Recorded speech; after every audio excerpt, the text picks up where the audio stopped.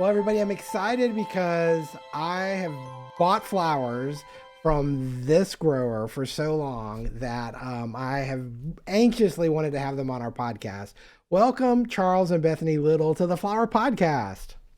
Hi. Hi there. Howdy. Thanks for having us on. Well, you're welcome. I've loved your product for such a long time, and it's so different, and so I'm really excited about this opportunity. We always like to begin at the beginning, so we just have to find out, how did you get into the flower business or flower farming business? Well, that's a good question. As a kid, a college student, high school student, I worked in horticulture, garden centers, and landscape contractors. I went to school at the University of Maryland for horticulture. As a teenager and a young man, I would dream about being a farmer or living off the land, so to speak.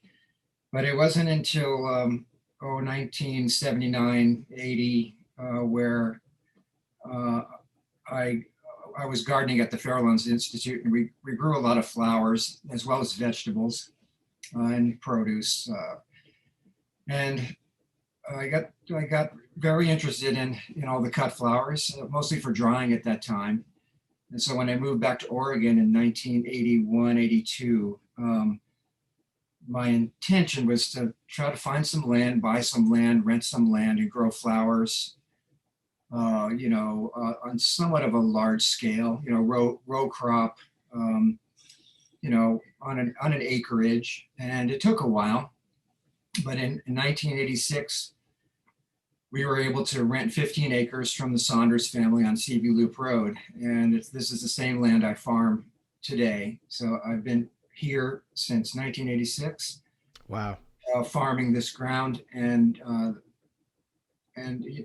like with any small business, I started really small, and slowly but surely the farm grew into what it is today, which is about 40 acres of flat ground, row crops. A lot of the acreage is dedicated to woody shrubs and trees, but still plenty of it is in open ground for annuals, and there's lots of herbaceous perennials. So we've had 35 plus years to develop this farm into a cut flower farm, and I think it's it's a pretty impressive resource right now. But as a young man, I grew flowers in a garden setting and made bunches and hung them upside down in my living room to make dried flower wreaths. And so my interest in growing flowers started with wanting to farm flowers for drying. So during the late 80s and through the 90s, pretty much, or the middle 90s, all the flowers on this farm were grown exclusively for drying and being sold to brokers and distributors that were in the dried flower industry. And back then, the dried flower industry was a totally different industry. It was not associated with the fresh cut flower industry at all. They didn't really like each other, and so the fresh flower buyer would not have anything to do with the dry flower vendor.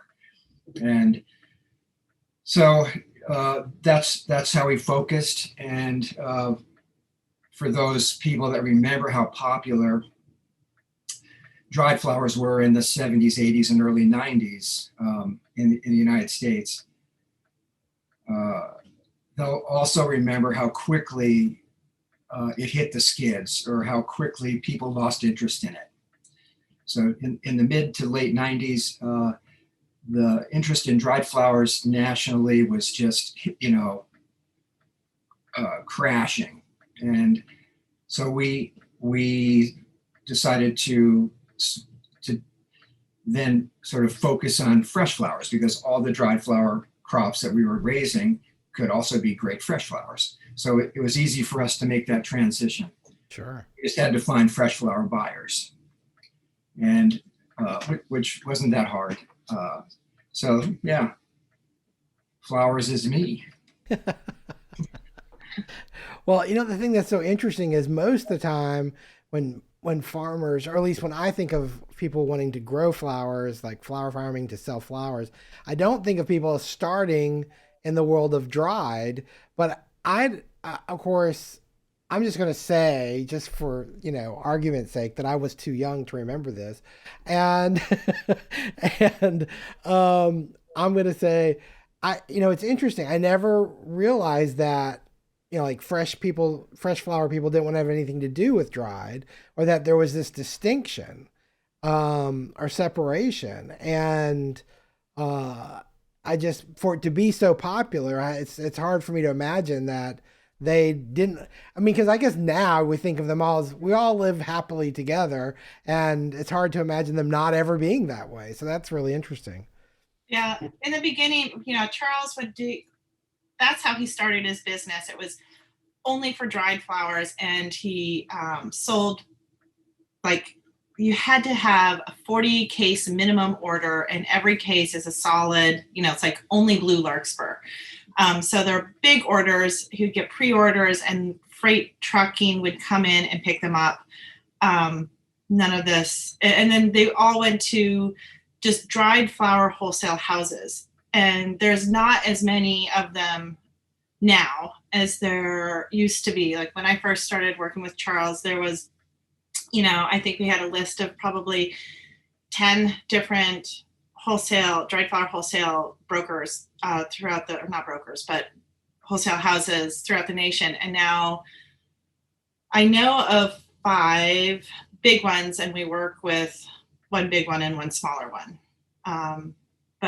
And now we sell our flowers a lot to, like the wholesale house fresh flower buyer will say, oh, and I need, cases of this and that. And well, that because you bought from us when you worked at Cut Flower. Right. So it's a really, really different story from what it was until it is now. Mm. It's really yeah, because I didn't even realize there were ever. I mean, I think of companies like yourself that do that, but then I guess when you think of a company that specializes in dried now, like I think of Knut Nielsen, like that's probably one that is a wholesale house that specializes in dried product, and I guess companies like that. I mean, I guess I could see that, and I know there's like Schuster's of Texas, and there's some other ones like that out there, but and when I see kind of the things that they offer, it's still so different than like what you guys offer even today. It's like you offer a much wider variety than some of these companies do, I think. And I'm like, which is good for you, because nobody else really does that, I think. And so I think that's awesome. So okay, so I the one thing I think that has helped bring dried flowers back is that it's almost like they got rediscovered, which is kind of crazy to me. It's almost like being able to incorporate dried with fresh, whether it's bouquets or centerpieces or big installations. People saw colors and textures and varieties that they could mix in and create these dramatic effects. And I think it just caused this renaissance. It's so popular. I'm just curious, what percentage of your business now do you consider to be dried versus fresh? I know you don't have an exact percentage, but just kind of curious. Well, I don't really know, but I can say that when we transitioned from dried flowers to fresh flowers, within a couple of years, we were doing it was like 95% sales in fresh and 5% sales in dried. Wow. And that's how quickly, dried flowers lost popularity. And so that was fine. We learned how to harvest for fresh. We learned how to process for fresh. We got the walk-in cooler. We got the Isuzu box truck, and we made the transition happily. But because we built the barn to dry flowers, we continued to dry some flowers, and it was irresistible to me to not cut a crop and dry it. But we went through a decade or maybe even 15 years just not being able to sell the dried flowers very well. And then on several occasions over that decade, I would be away for the day, and Bethany would take the opportunity to throw out all the ugly dried flowers when I wasn't around. So yeah, it was pretty. It was pretty. it's disturbing to throw distressing away or boxes and disappointing. But we sort of continued to grow some flowers for drying and cut some stuff for drying. And on around 5, 8, 9 years ago, it just seemed like the popularity was coming back. And so we found ourselves selling more dried flowers, and not so much to the customers like Knut Nielsen and Schusters of Texas, who were our big customers back then, but to fresh flower buyers.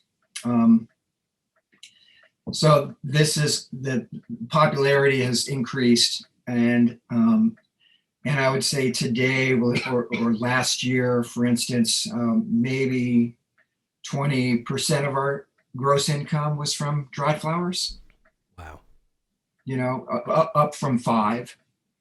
Yeah. And this year, maybe it'll be 30%. That's awesome. I don't expect, the farm's gotten bigger, and, we do more volume. We have more employees, and we do more deliveries, but and we've gotten pretty good at cutting for fresh, processing for fresh, and we have a nice nice group of customers that contribute. Wholesalers, mostly. Wholesalers, yeah. We mostly sell to wholesalers nationwide. So that's enjoyable, and we're pleased with that. But we're ready. We're ready for dried flowers to even get more popular. I don't know that it'll ever reach the crazy level it was in the 70s, 80s, and 90s. But if it does, I'm ready. I hope it does. Yeah, I understand. I do too. I love dried flowers. I just can't get enough of them. Well, I think the one thing that is so encouraging to me is kind of what you just touched on, is that you've got fresh people also buying the dried, and it's all, as a wholesaler. And I think the trend of it mixing, it doesn't have to be, you're in one camp or the other anymore. And because of that, I'm really hoping that this particular resurgence is something that's sustainable and just continues, because it's just such a great way, especially for our American flower farmers that have seasons, to extend their seasonality, their product diversity, multiple streams of income. All those are great benefits of having dried flowers as part of your inventory. And if you can do both fresh and dried, I mean, that's a huge opportunity for you. And so and there aren't many people in our country that can say, that they perfected dried before they perfected fresh. And I know when we were talking last week at one point, just learning all the nuances as far as drying flowers, like not every flower is going to be the exact same, cut stage or procedure or how you handle it to dry it. And just because I want to encourage more people to dry flowers, do you mind sharing some of, every flower is different, but do you mind sharing sort of how do you approach or how to dry flowers? Is that, I know that's a gigantic topic, but maybe that's something we can, it is down. really important. I want to see tons more people growing and drying flowers, because the more we do it, the more wanting it. And so that means that we have I can't even put the words out there. It's exciting to me to see people drying flowers and crafting with them, and people making decisions to put dried flowers in their homes instead of silk or plastic. Or one of the big things, I just want to go back for one sec. I think that dried flowers might be coming back into a resurgence and mixing them, because really great designers are doing, installations are huge right now. And you need to use a lot of dried flowers and also sustainable dried flower design. And so you need to have like your base of dried or greens to maybe plop in a few of your fresh flowers. But I For think sure. a lot of that helped. There's a lot of really great growers who mixed in the last 10 years, and that has helped a lot. But for dried flowers and the best cut flower stage for them is, you're right, it's very different for when you cut a straw flower for drying. It's very different for when you want to cut it for fresh. So I actually am not in the field instructing the crew. I think it's, you want to have how many rays of petals out for drying? About three. And so the flower is still closed.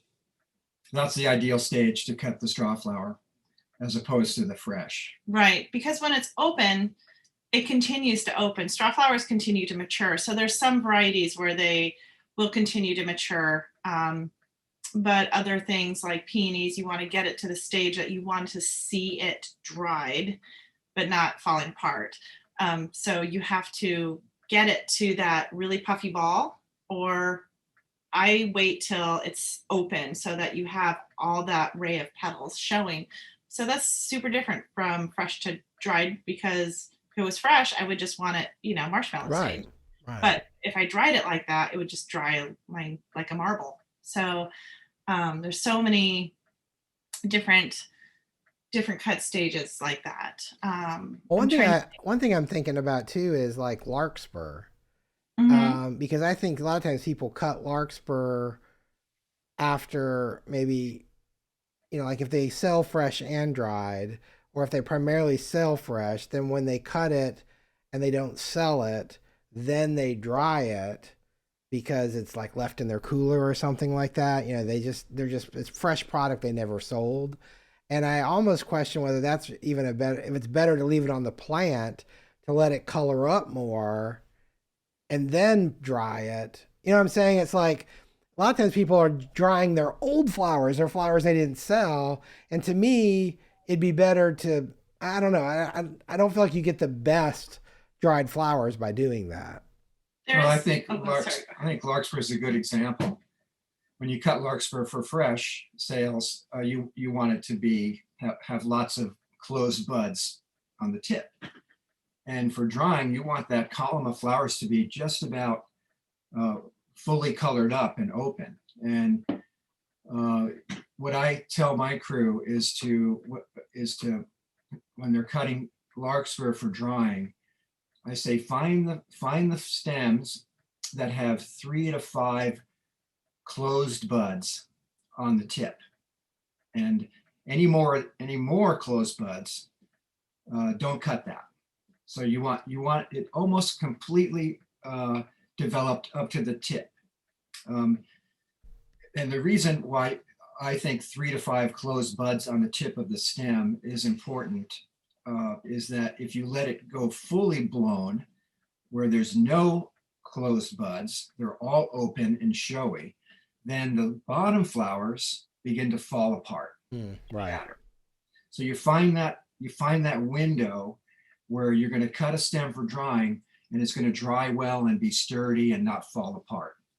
And that's it. It's 3 to 5 buds on the tip of the larkspur stem, and you're not going to have very many seed pod developed at the base, or the flowers at the base of the column are going to stay on the stem. They'll be plenty sturdy. And I think that like having rules and of thumb, or like a list of things, like we're going to harvest larkspur this way, we're going to harvest straw flowers this way. So a really good rule of thumb for, like we try to follow a rule of thumb for different kinds of flowers. So straw flowers, 4 to 5 rays of petals open, but not the whole flower open. At the same time, don't want to miss the whole thing. So if you've missed it, cut it anyway. Larkspur, you want to make sure it's showy, because it's going to dry at that particular stage right there. But there's, I think that.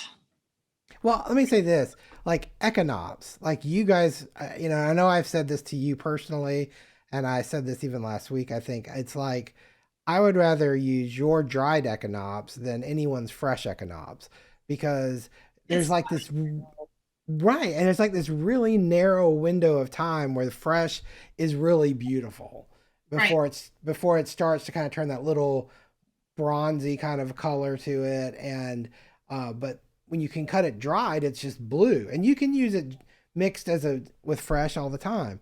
right. Um, That's another one that has the rule of thumb for the harvest stage. So the whole plant has, if it's a very branchy stem, the very top flower or ball of flowers, it's just starting to bloom and everybody else on that stem has colored up, then that's when we start to cut.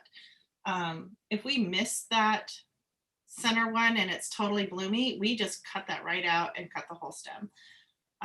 But it is a much better dried flower than uh, fresh cut for that particular reason. Like you can, you know, you're going to have it any time of the year dried and it looks like it's fresh in your bouquet. It's yeah, shiny, it's pretty. And the interesting thing about echinops is that as the plant develops in the spring and into the early summer, it's not necessarily blue. So while the flowers are being formed and it's maturing out in the field, it starts to get bluer and bluer and bluer. So you want to wait for cutting for drying. You want to be sure it's at its maximum blue color. I know that we could get into specifics about a gazillion different crops, but I know to me the process is also part of the issue. So, like you said, you built a barn specifically for doing this. So, what are good environmental conditions to dry flowers in? Well, it needs to be well ventilated and dark. So that's the two most important things. And Hot. hot is good. Heat is good. And I think the Dutch have done a lot and probably still do a lot with drying flowers and growing flowers for drying. And they use kilns. So kilns are like a flower kiln in Holland is like a room where carts of flowers get rolled in, and then the doors are closed, and then here comes the heat, whether it's from electric heat or gas heat, and fans to move the air. So you want to, but it's important whether it's a kiln or it's in a barn that you have ventilation. So you need to be ever always changing the air.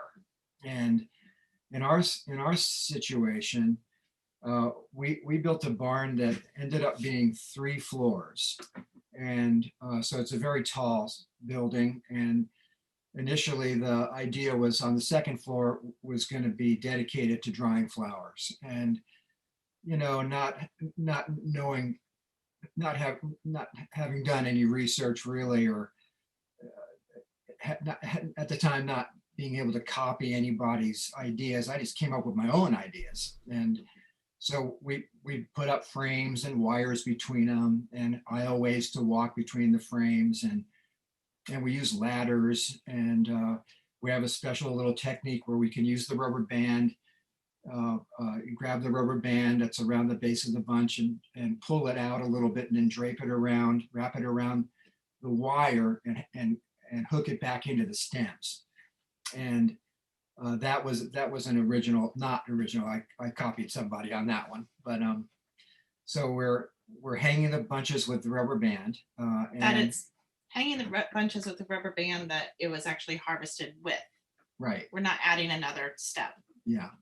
So, and we're not like hanging it on hooks or putting. I used to use paper clips that I would bend out and hang it, but this rubber band trick works really good. And when the flowers are dry and you go to pull them off the wire, you just pull them down. Just pull it down and you got it. But on our second floor now, there's very few windows, and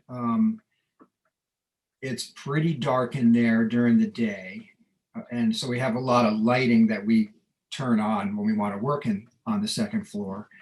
We have fans sort of in strategic locations. We have one on the east side of the building. We have two exhaust fans that actually move air out of the building.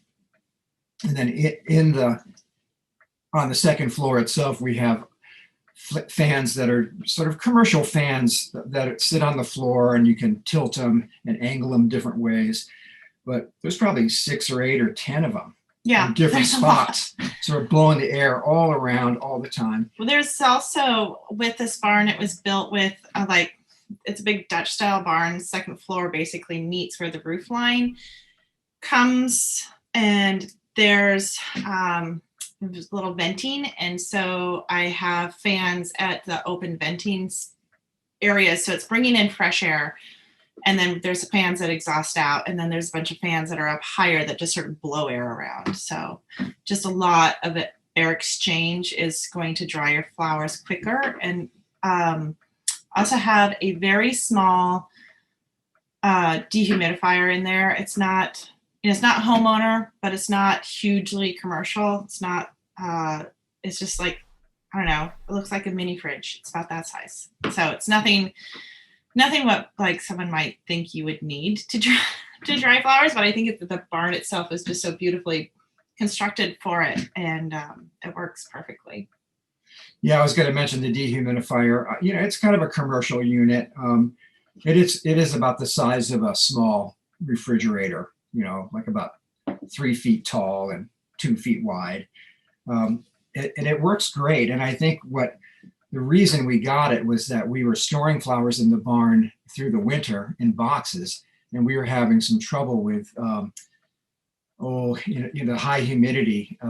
Our winters are really wet and rainy. They're cold, wet, and rainy, and so there's a lot of humidity, and it was penetrating through the cardboard box and into the flowers, and we were having trouble with mold. And so that's when we bought the dehumidifier. So we're mostly using it in the winter to kind of keep the air in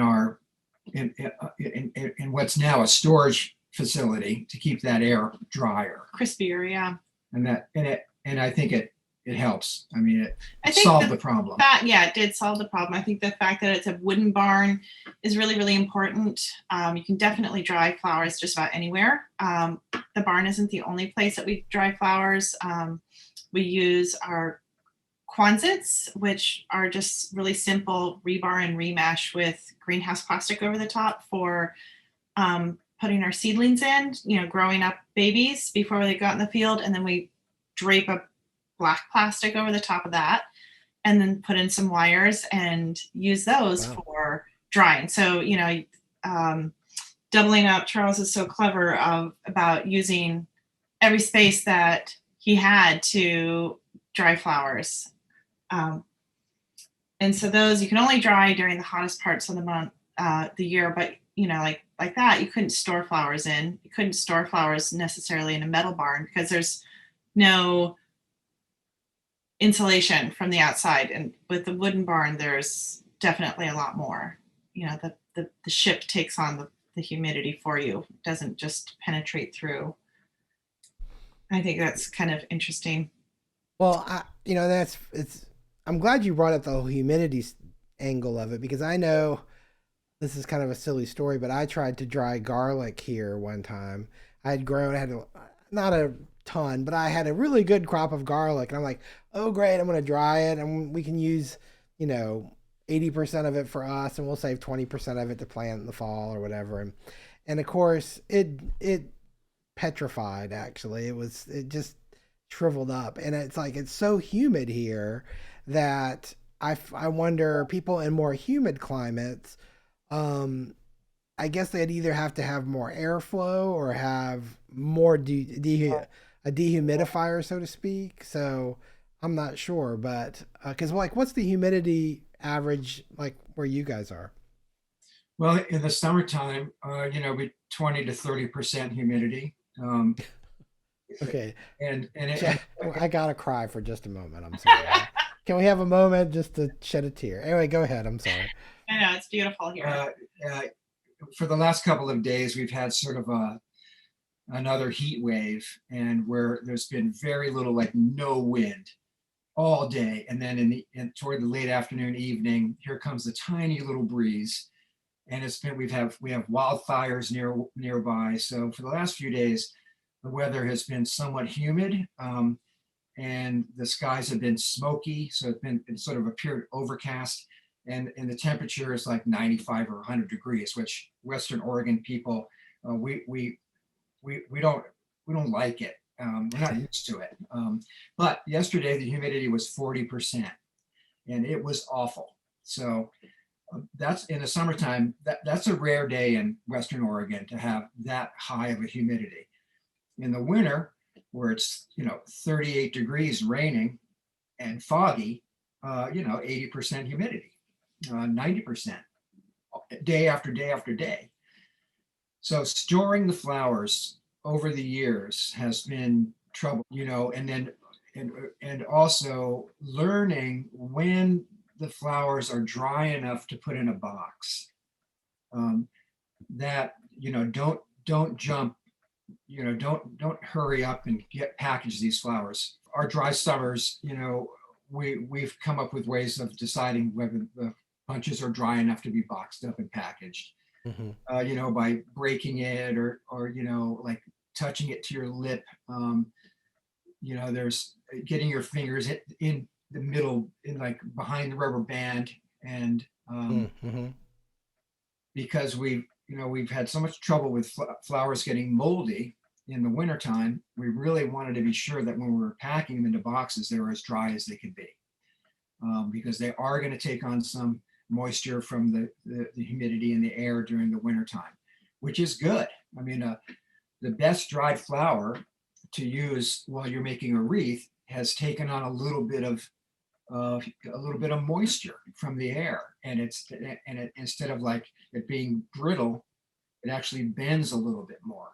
Yeah. And That's a good point.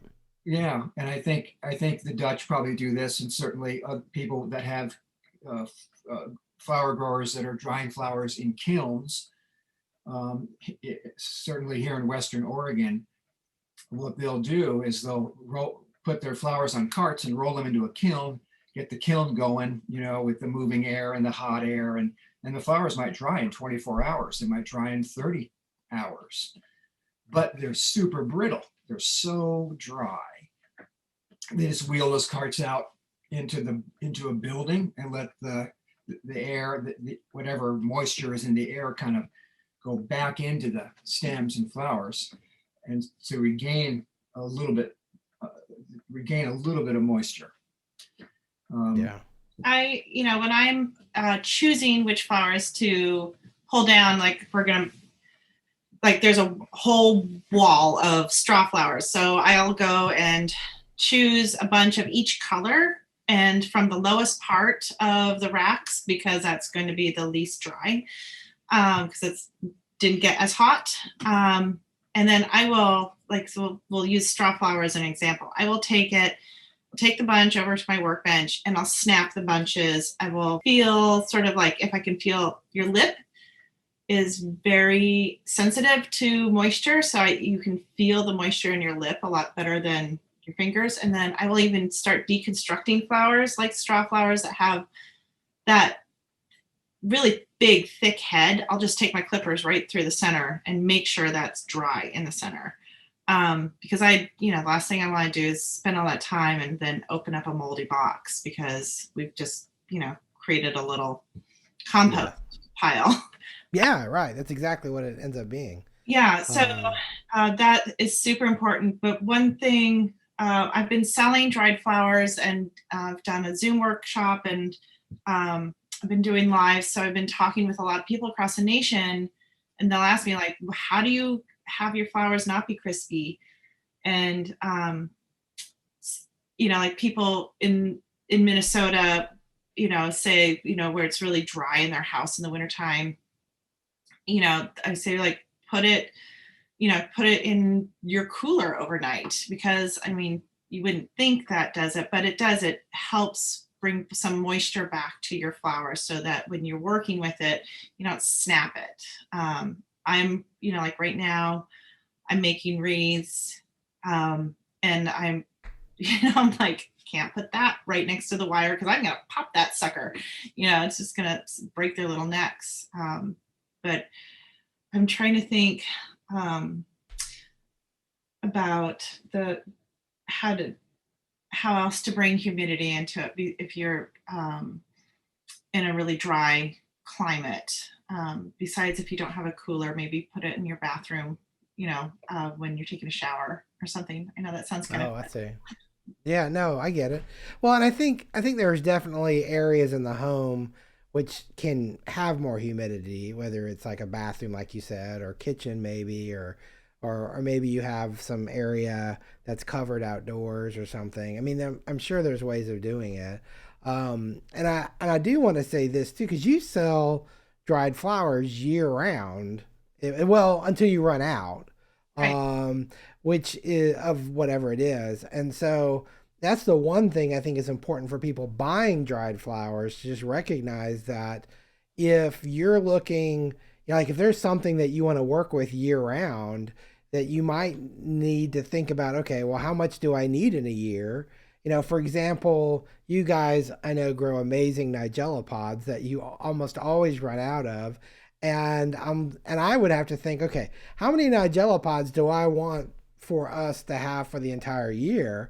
And then try to buy that, and then we try to store it in a place that is a good balance of not too humid and stuff like that, because we wanted to make sure we had them, and that's the only way you really could do that. But that's the advantage of dried flowers, is you can store them like that, and we rarely had any issues with your product with humidity or anything like that. And that's just something people can plan for, especially coming up, because your peak drying season. I mean, you're drying tons of stuff right now, right?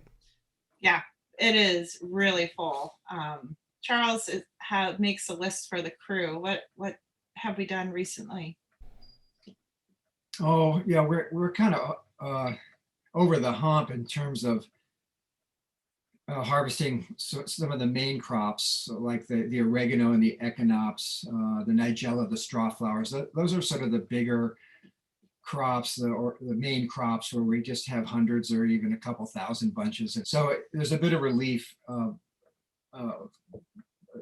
because of that. So we're just doing little odds and ends. We're getting the silver king, the silver queen. I've got a short row of pearly everlasting. We've got some interesting perennial thistles. Carolina is the genus name. They're really prickly, but they're beautiful, just stunning. What else? So the chasmanthium, which is the woodland oats, we have many rows of that, and it's super popular fresh. And it's on our list as a fresh cut material for weeks and weeks, and people buy it every week. So I don't want to cut it all for drying, but I'm tempted to, because it's at its stage right now where it's just prime. It's in great condition to cut for drying.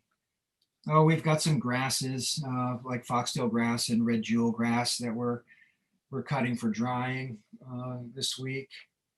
But it's not the big projects are finished. Yeah. Sure. And we are kind of winding down on summertime. Typically in Western Oregon, we have hot, dry days or warm, dry days through August. But as soon as September rolls around, hopefully we start having rains and sort of morning fog and afternoon clearing. I love September and October for the fall weather. And flowers are more difficult to dry. So we use the Quonsets that Bethany was describing through the month of August. I want to quit now. I probably will. We'll probably stop hanging flowers in Quonsets this week, and we'll be confined to hanging flowers for drying in our barn. So the barn being 3 stories and a big building made out of wood. It's a really great building for drying flowers, and so we're actually able to cut flowers even in October. Like we'll get a second bloom on the straw flowers, and it'll last from the middle September through October, and we'll cut a lot of that for drying. It'll take weeks and weeks for it to dry, A long time. but it will dry. and the dehumidifier is handy I'm sure. And they're on the during third those weeks. floor. On Yeah. the third floor, which is hot. And that third floor, I mean, it's gonna that last harvest of whatever we harvest is probably gonna be the sixth or seventh time we've put flowers up and pulled them down. So as soon as something's dry up there, we pull it down because that's the best place. I call it flipping. Like our third floor is like a kiln. I mean, this afternoon it'll probably be 120 degrees up there. I don't know. 110, probably 110. I'll take the thermometer up there. I didn't take it up yesterday. I was going to, but I didn't. That's funny. Well, one of the things you mentioned a minute ago that I wanna kind of get into, because I feel like whether you're a gardener or a flower farmer or you're a florist, that you want to incorporate things into your property or garden. You mentioned perennials earlier, and I know you guys do a ton of like woodies and perennials and things like that. I'd like to kind of dig in. I always use that's a bad pun. I like to dig into this particular topic because I think a lot of times people are afraid to go into this area because number one, the return is maybe not as big, or the investment is more, or the time it takes.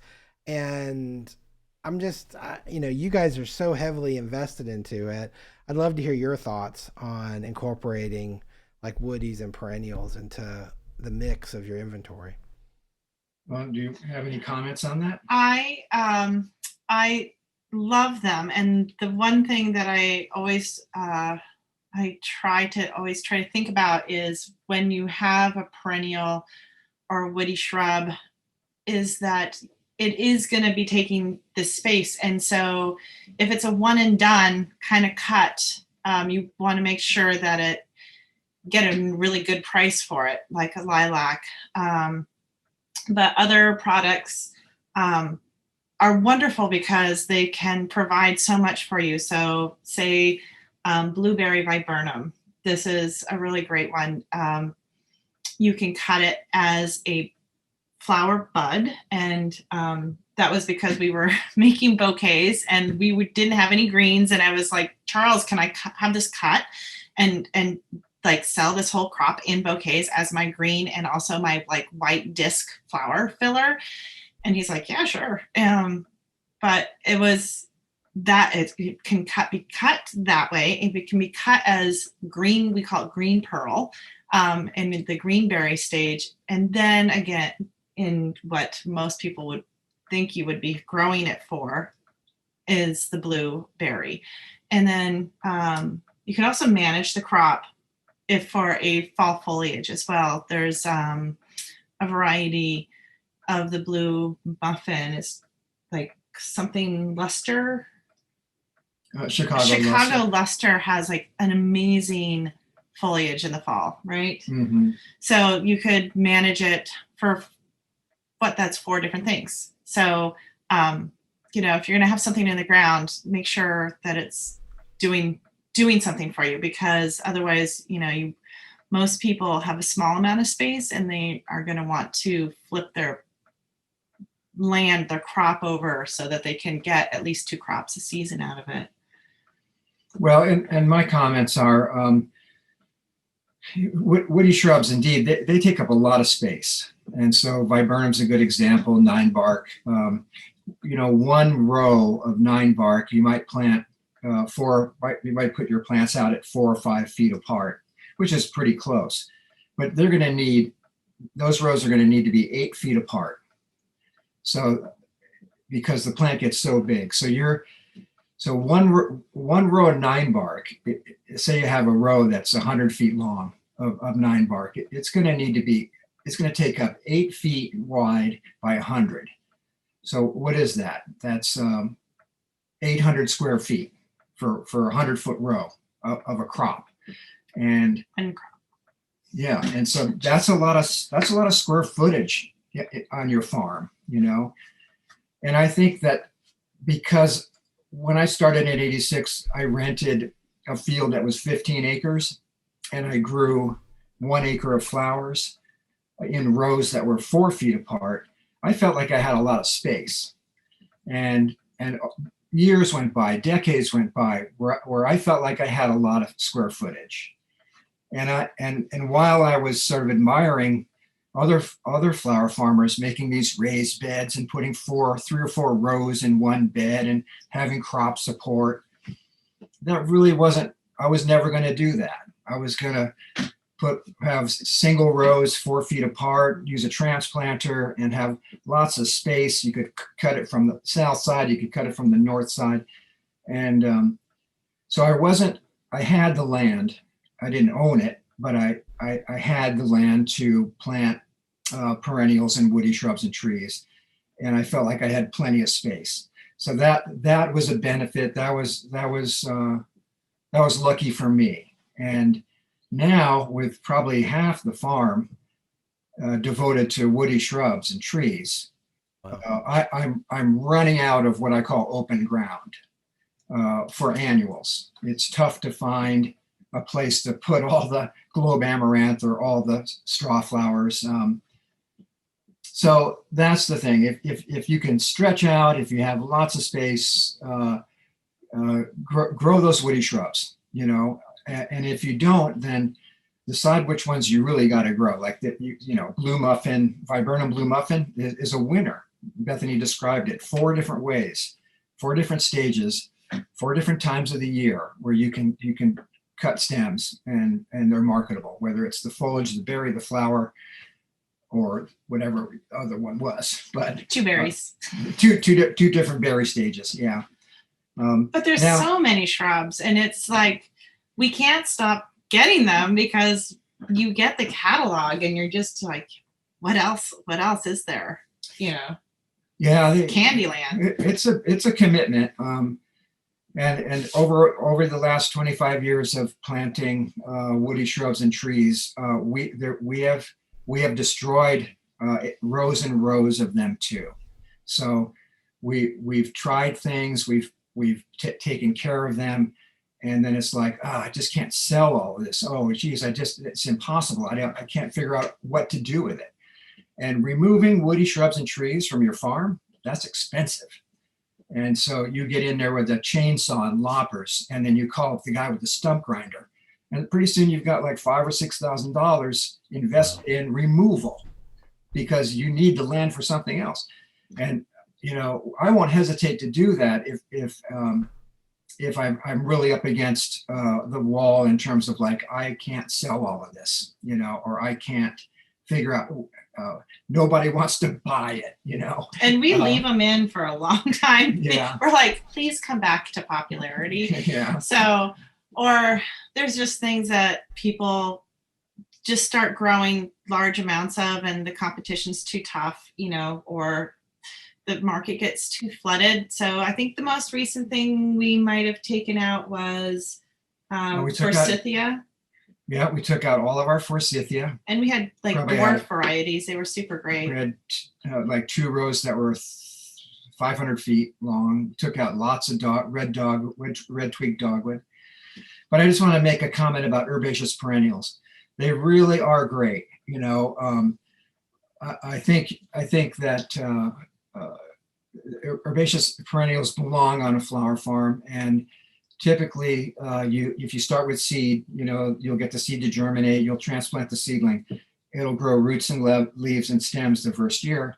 The second year it'll make a crop for you. It won't be a big one, but it'll be satisfying. The third year it'll come into its own as a mature row of echinops or purple oregano or any other herbaceous perennial. So from year 3 to year 10 or year 20, depending on how you've taken care of it, how are you dealing with gophers? Are you dealing with lack of water or too much water? I mean, herbaceous perennials are great. They for the amount of square footage they take up on your farm, they're well worth growing.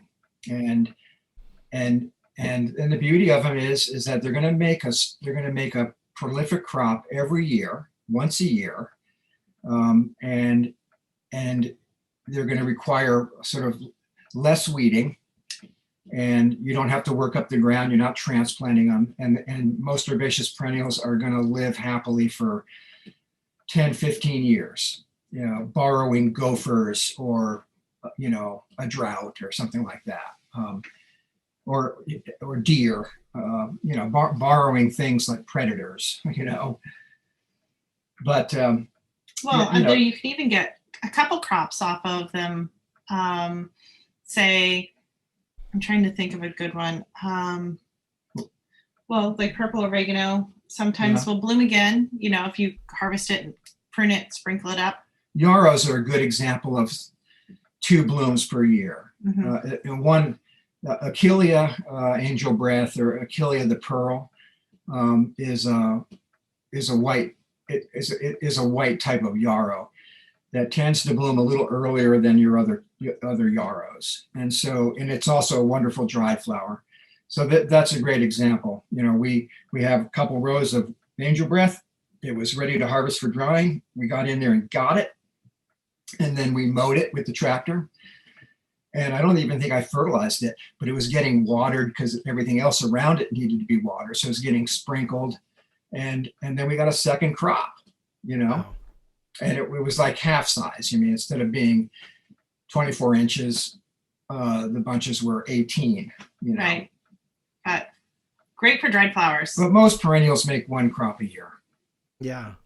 Well, and I think too I know there are some things that maybe produce seed heads versus, flowers, and I know I've mentioned this before, but one of my favorites is sedum that, you get to cut green or in color or even the brown stage. And there's kind of like what you're talking about with woodies, there's these different stages. And I think that a lot of times people get nervous because the investment, and then it's good to hear that in about 3 years, well, the second year you can probably get something, but the third year is usually when you're going to see more of a return on that investment. And I feel like all of the savings that you mentioned, whether it's weeding or labor or transplanting and all that kind of stuff, it has to offset itself quickly, I would think.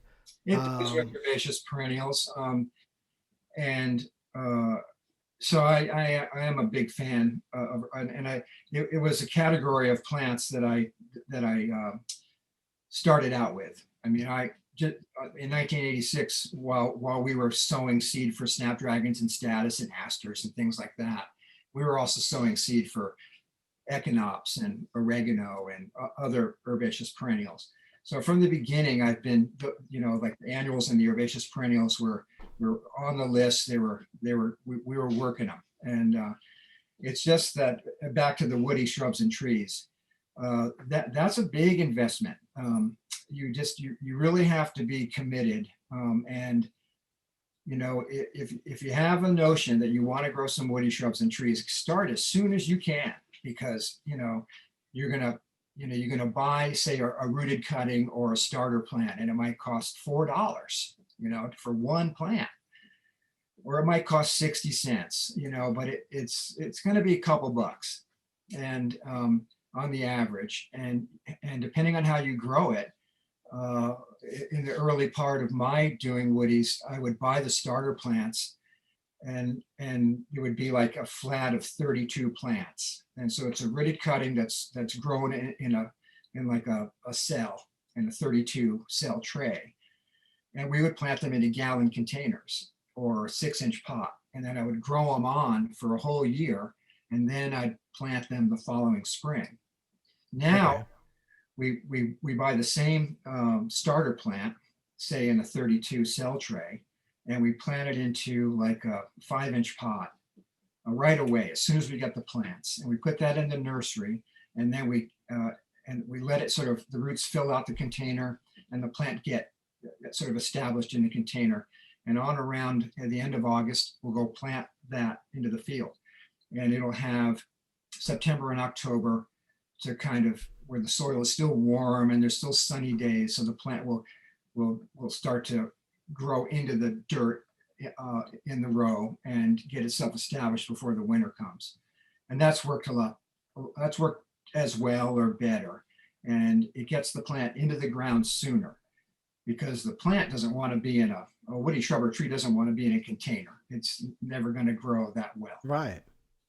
But once you get it into the ground, in most cases, it'll start to grow and get super established. But it's going to be 5 years before you have any return, and you're going to want to let your plants get established and sort of take on an adult kind of habit. It's important not to get carried away with harvesting flowers from like a woody shrub that's only a year old or 2 years old. Just don't cut it. Let it grow, Well, And prune it. Prune what you need to prune if prune. there's any damaged wood but by cutting on a young woody shrub that's developing and it is not mature, you're and cutting it, especially in the spring or the late spring, early summer, you can make the plant sick by just by fungus disease or bacteria getting into that wound, and suddenly you wonder why your crop is sick, and it may be because you cut on it too soon. So yeah, but once you have these woodies, there's nothing like it.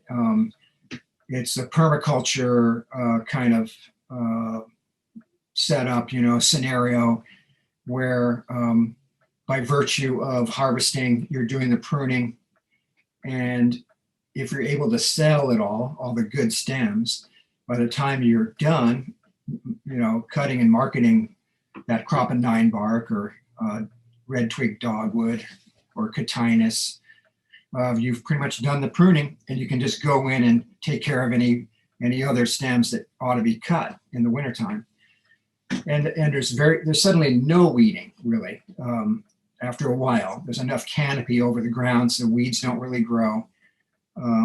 Irrigation's important, fertilizer is important, but they become very stable, and they will perform for you year after year after year.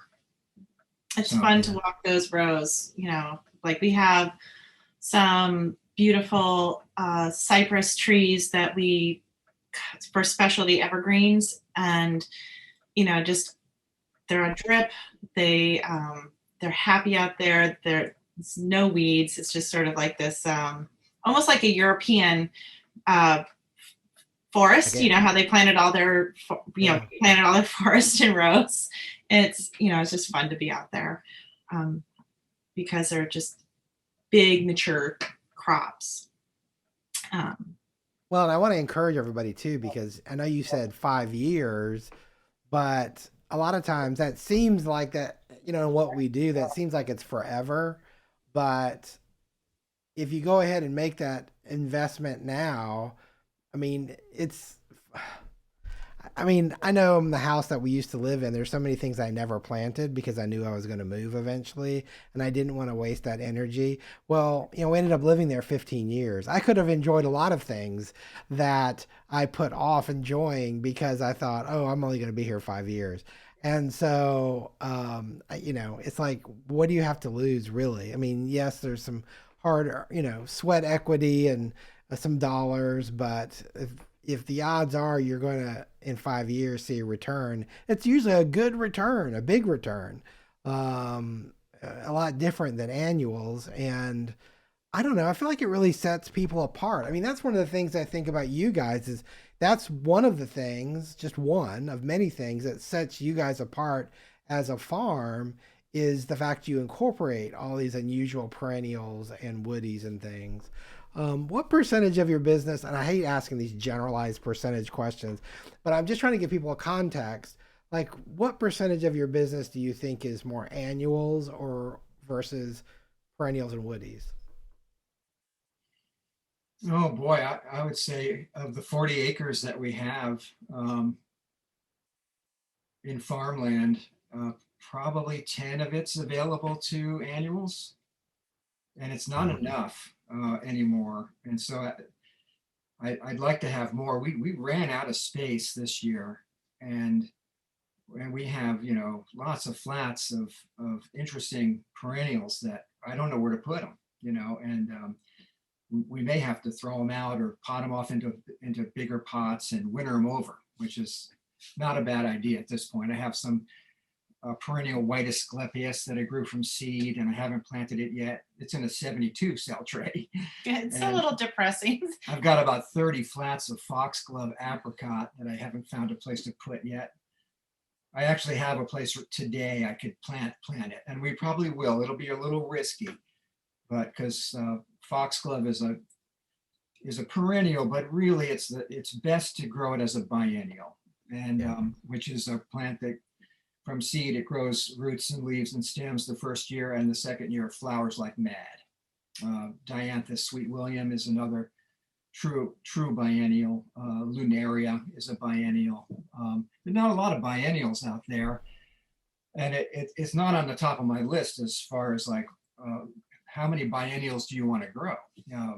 But I think apricot foxglove is pretty irresistible, and it really demands a big. I mean, you can get a good price from it, and it's sort of worth growing, even though it's 2 years, or 18 months you've invested in a biennial. So you have to be careful with what you choose to grow that's in the biennial category.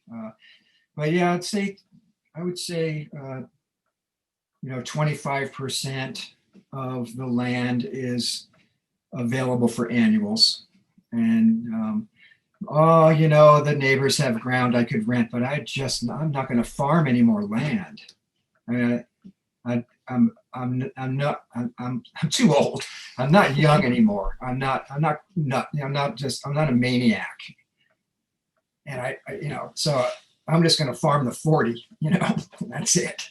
When I first met Charles, I think that his business was probably 40% herbaceous perennials and 60% annuals.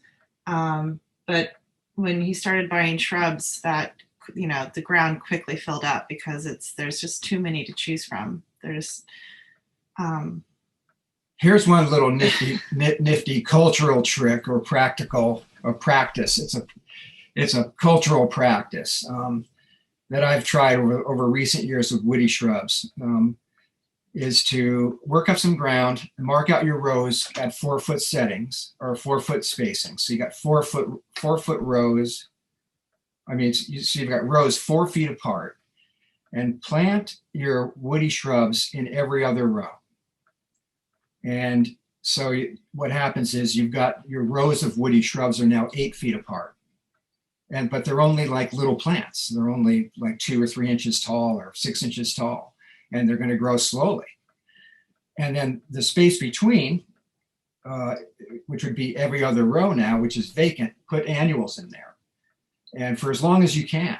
And so we made a woody shrub purchase. I don't know, a couple years ago, was it? Mm-hmm. Yeah, and we did that. We worked up some ground. We marked rows at 4 feet. We planted every other row to these little woody shrubs, and then the vacancies between the woody shrub rows,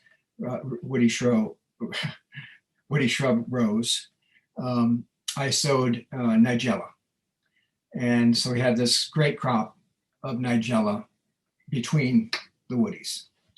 And I'll do that again. I might do that for 3 or 4 years. Or some other direct sowed crop that Charles will do, like a double direct sow row. So the 2 rows of the annuals are this far apart from each other. Right. So that's a good way to use the land. And in about 5 years' time, those woody shrubs that are in rows 8 feet apart will need all that space. So you won't be able to do your annuals anymore. Right. So but until losing ground for annuals slowly, not rapidly that way. Right. So I think that's one of my more current strategies. That's a great idea. And then, but like you just said, Bethany, in 10 years or 5, 6 years, all of a sudden, then you run out of space for annuals. And Right. and then Or we just rip out some more, something maybe we're tired of or isn't selling, or um yeah, I mean, you have to be passionate about what you are growing, and that, because that love and passion for the crop is going to show through to like who you're selling it to or how you're presenting it out there. And if you lose the passion for, forsythia, which is pretty easy to lose passion for, in my opinion, you end up taking it out. So, maybe there'll be some kind of shrub that, no one else loves, and you just can't love it anymore. Then you're making some room again. Well, I was wondering too, things like red twig dogwood or pussy willow or forsythia or things that are pretty much deciduous all winter long. You might have more room between for like a cool season crop, or uh, I'm thinking of some crop you can overwinter. They think of like cornflower, for example, as being something you can plant in the fall, and then pretty much as you're harvesting it through, then the canopies come out on these bushes. I'm wondering if something like that would work, to kind of recapture some of that space too. I don't know. What do you I think? think maybe to a point, but the ground might get, like you've now permacultured your ground, and so now it's your pathway for harvesting, and it's just hard. Okay. Yeah, that makes sense. It makes a lot of sense. Well, I hope it encourages people to go out and to at least look at these things and try to figure out and how to incorporate stuff, because you can do it slowly or you can do it quickly depending on your space. But I know that, I mean, I think of the lilacs that we used to get from you, and things like, I mean, all these different things that were just so special, and there's such a narrow window, and it's so easy to get your customers excited about it. If you're selling direct to a farmer's market or a florist or however you sell your flowers, it's easy to get them excited when you have this narrow window to seize the day on. So I think that's really, really good.